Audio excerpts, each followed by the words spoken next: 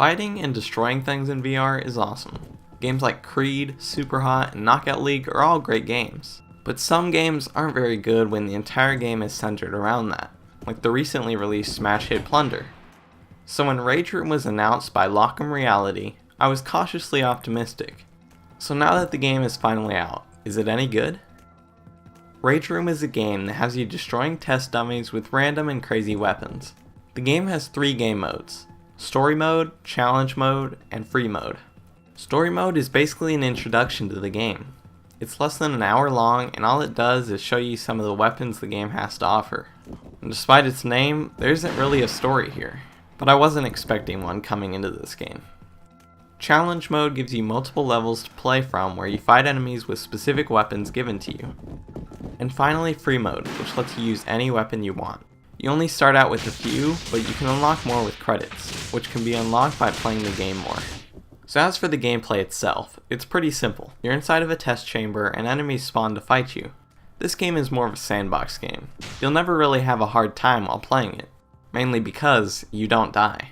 I stood still and let an enemy hit me numerous times. There was no indication that I was taking damage. Some of the weapons the game gives you are chainsaws, bats, daggers, chairs, pillows, boxing gloves, guns, and brass knuckles. But that's just a small fraction of the weapons in the game. But with these weapons comes my biggest problem with the game: the combat and physics. When you attack an enemy, most of the time your weapon just kinda rubs against them and doesn't affect them at all. The only sign that you did damage to them were the numbers that appear when you hit an enemy. Occasionally a hit will knock an enemy back, but it's just not satisfying. It doesn't feel like you're attacking at all.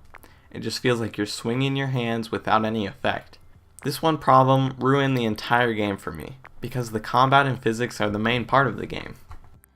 The game uses the move controllers, but there are no options for free locomotion or smooth turning. And I found the click turning button position weird.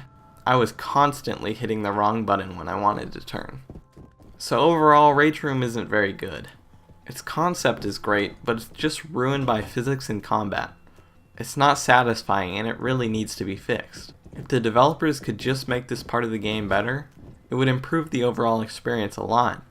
And I haven't even mentioned the price tag. It's $30. The game needs to be fixed and reduced in price, but at its current state, I just can't recommend it, even on sale.